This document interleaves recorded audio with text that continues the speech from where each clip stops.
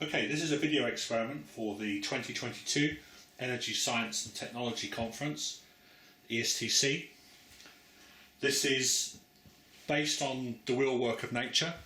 We have the coil that was used originally in the wheel work of nature work, and also the primary.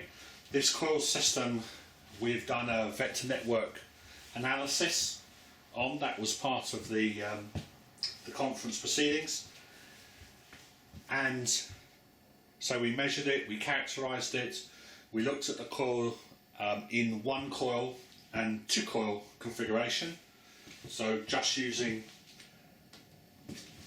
this coil as the extra coil, and then also using it as a primary and a secondary. And that's covered in the conference presentation.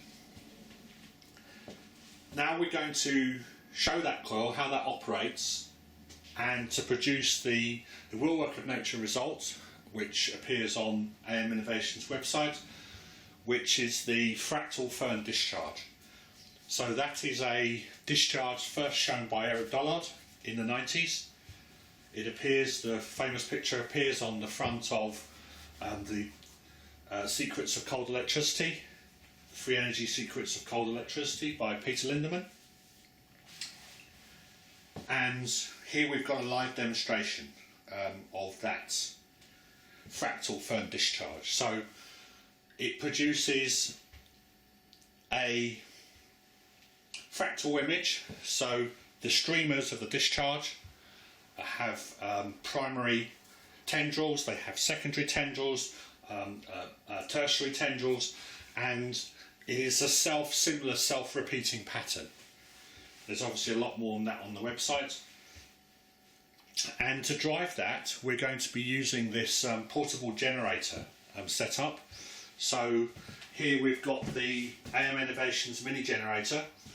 That's a complete generator unit. I'll bring the camera in closer to it so we can have a look at what's there. And also we've got a dedicated HT supply there as well. That's 6 kilovolt. That's 2, 4 and 6 kilovolts at up to 2 kilowatts. And this generator can produce, it's got a pair of, currently it's got a pair of 3500ZG tubes in there, so each of those are good for about just under a kilowatt each. So it's about 4 kilovolts, about 2.5 kilowatts output. And we drive that from, we can drive that from a variac, or we can drive that from an SCR inside. And the whole unit together will produce the fractal Fern discharge. So what I'm going to do is I'm just going to bring the camera in closer, and then we'll actually just have a look at what's inside these, and then I will do a demonstration of the discharge you get from this system. I've moved the camera in closer to the dedicated generator unit, and we're going to have a look inside and also have a look at the front panel and how this works. So the generator is fully self-contained. It's based on a pair of tubes.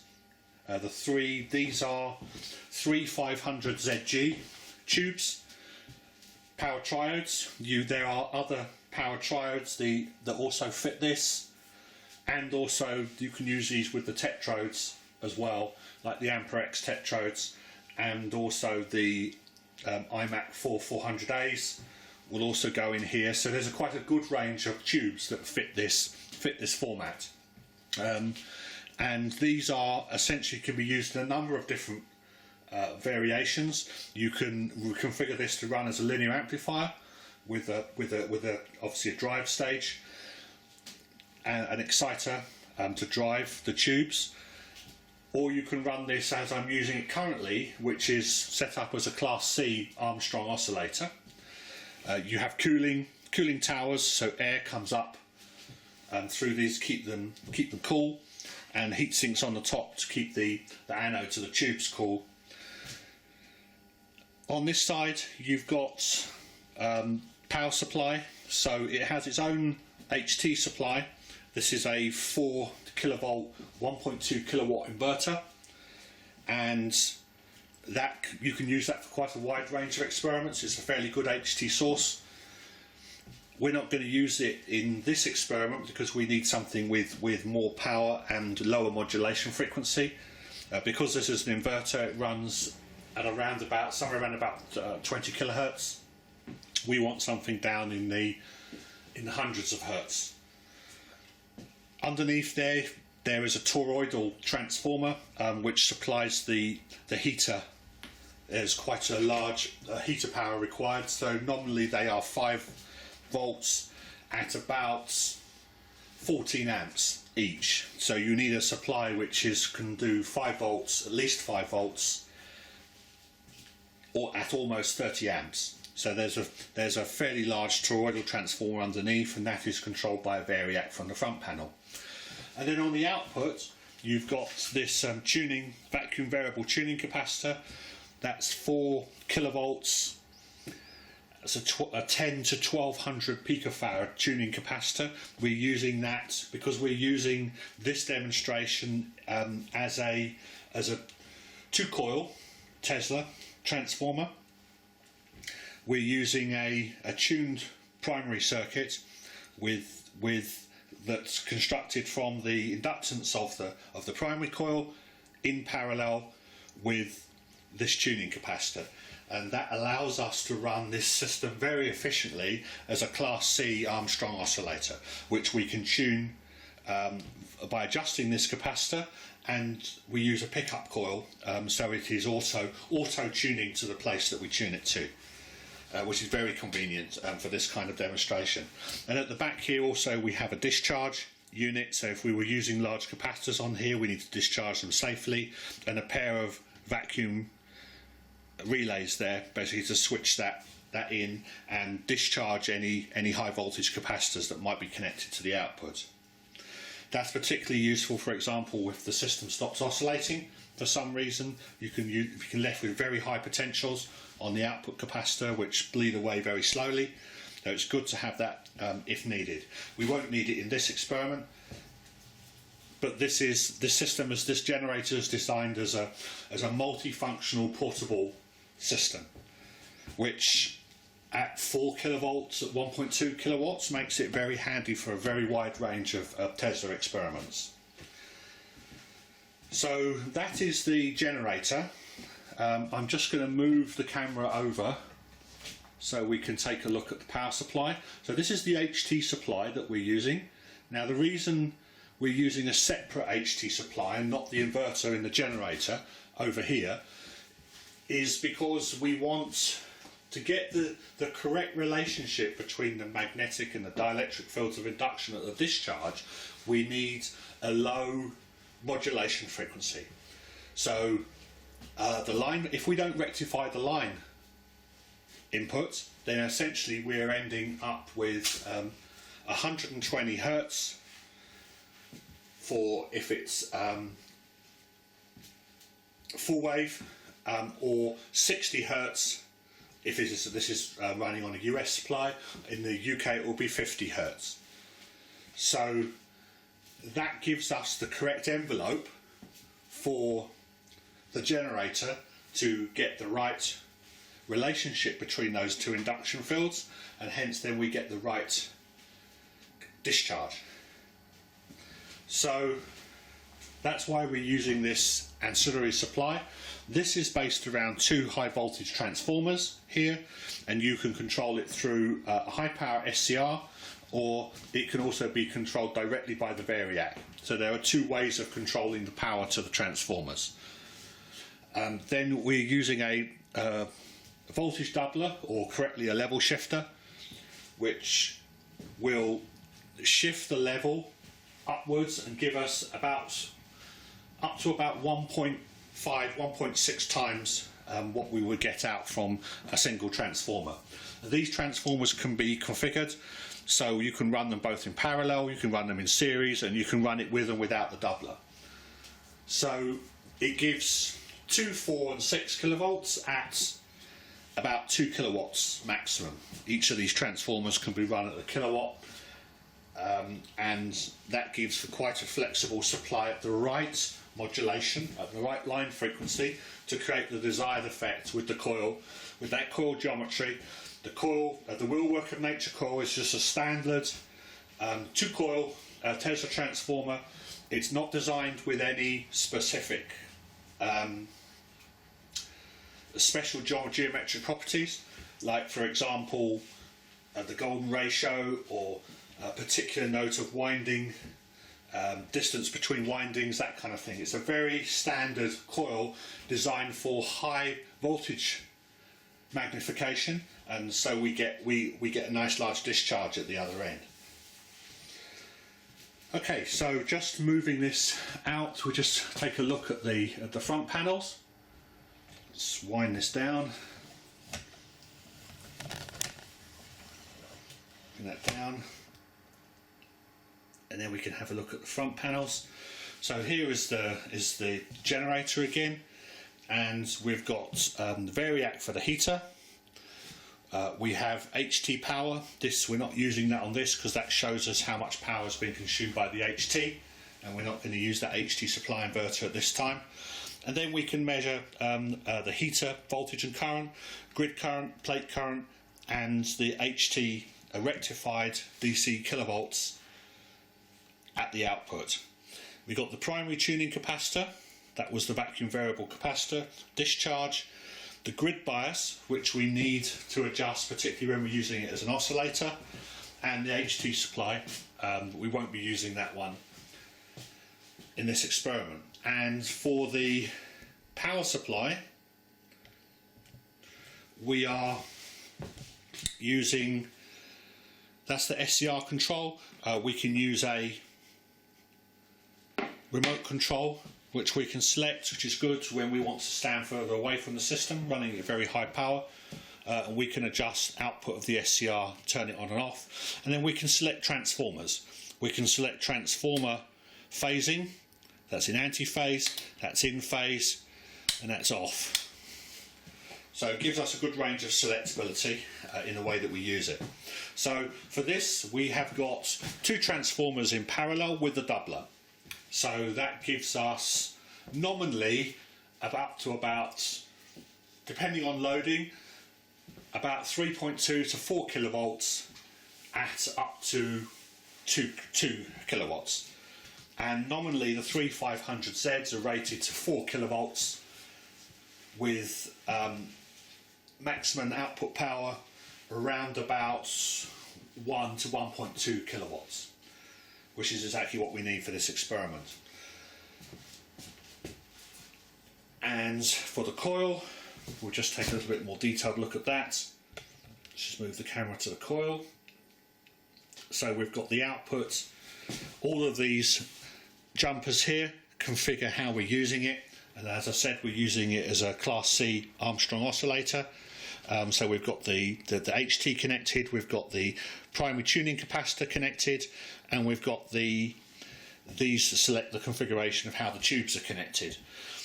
These are the primary cables that supply the primary coil. Here we've got the pickup coil, which is used to provide feedback for the oscillator. That comes out the BNC and back in. And then of course we've got the secondary coil. If I just pan around, there we've got the secondary coil, and this system is movable. So it can be, that was part of the vector network analysis, is to be able to change the magnetic coupling coefficient between in a 2-coil system. And then of course we've got a discharge probe here, so we get a nice high field intensity to give us a good discharge. So that is the complete system. What we'll do now is I'm going to move the camera back out and power up, and we'll see what kind of result that we can get from this. Okay, so I've moved the camera back so we can see the whole system. I've turned on the generator and the HT supply. The HT supply will be powered off with a remote control, and the tubes have now warmed up. There is up to 5 volts, 20 8 amps, so right down the line. We set the grid bias to about 2/3, and the primary tuning is already set. So I simply turn on, wind up a little bit until we get a breakout. So we can see it's very small at the moment, fractal fern. We're all running stably. It's about 500 watts of power. Wind up from there.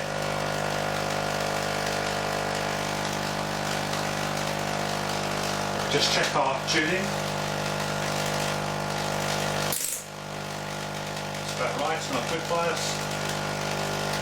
Yeah, that's a good position. So it's a nicely developed fractal fern discharge. We've got primary, secondary and tertiary streamers. Self-repeating, self-similar. We're running at 1.2 kilowatts. Single transformer. Nice and stable. You've got the background hum there. You can hear this is obviously running on UK line voltage, so it's running at 50 Hertz. We see the little neon bulb in the front there, also showing the tension around the coil. And we can wind it back down. There is just very small breakout. Wind it back up as ferns start developing.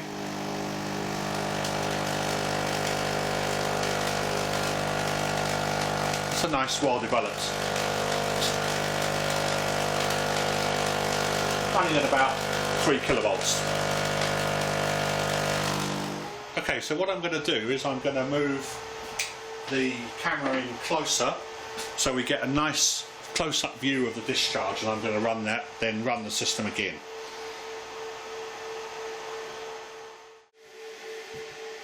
I've moved the camera in close now, so we are right in front of the discharge. Here is the discharge point on the end of the secondary coil, and we've got the blackboard behind, so we get a very good definition of the discharge. So I'm just going to repeat what I previously did. Use the remote control, turn on, wind up until we just get a slight breakout. Just there. You see the start of the fern. That's only 200 watts. We wind up from there. We start to see the definition of the fractal fern, already very well developed. We're only running at 500 watts. Take that up from there. Really starts to grow quite large.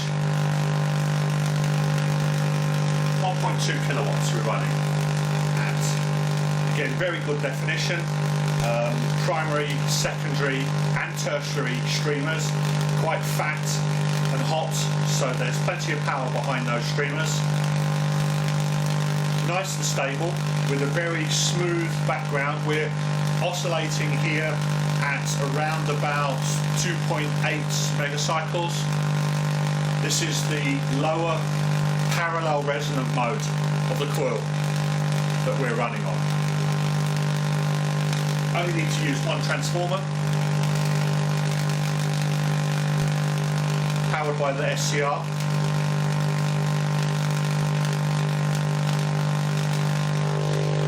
A bit more power, starts to get too hot in the middle. Wind back down. Just pause for a second, allow the system to cool. Check our transformers, they're only just lukewarm, or our single transformer. So I'll probably switch over to the other one, allow the other one to have a bit of a rest. We'll come back up again.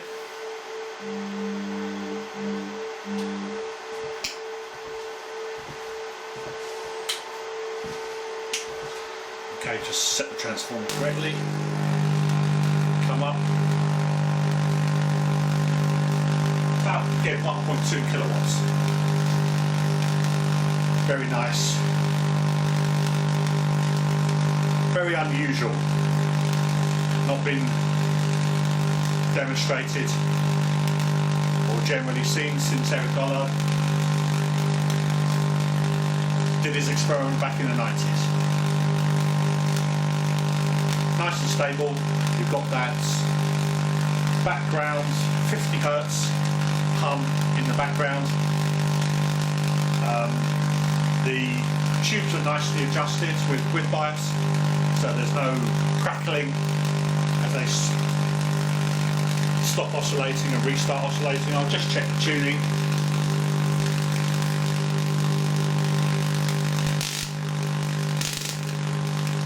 There, when it crackles, the oscillation's not very pure. There's a very good position.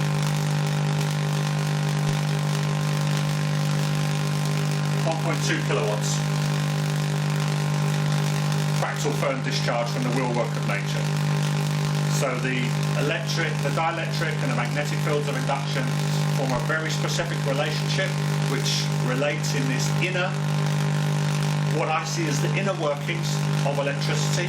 They start showing you this fractal nature, which is a part of the inner workings of the relationship between those two induction fields. Nice and stable. All a product of the frequency that this coil is running at, 2.8 megacycles, plus the modulation rate, plus the unipolar power coming from the tubes, is what generates the fractal firm discharge. You see, we can run it very stably at this power. Everything running straight down the line. Tube's very happy. Very little plate dissipation. All the powers, efficiency is quite high in this oscillator. Most of it's being put into the discharge. About 70–75% of the power from the HT supply will be coming into the discharge. Great. That is the fractal firm discharge from the wheelwork of nature. So, in quick summary, that was the wheelwork of nature experiment showing the fractal firm discharge, that very unusual discharge that results from the specific relationship between the dielectric and magnetic fields of induction that you can bring about through the specific frequency of the coil that you use, the mode that you use to drive the two-coil system, and the modulation rate coming from the HT supply through the generator. Combine all those three together and you can get the fractal firm discharge. So there's a lot more information on this on my website, the Wheelwork of Nature. There's several Wheelwork of Nature experiments there where I go into a lot more detail about the setup and the characteristics, and there's lots of photos and videos there also going into more detail about this experiment. And this is the experiment through a portable setup. So the idea of this demonstration was to first of all show the characteristics of the coil, then show the characteristics of the generator and the HT together, and put them all together, and then that's the kind of result that you can get. As I said, there's much more detail on the AMInnovations website at aminnovations.com. Great.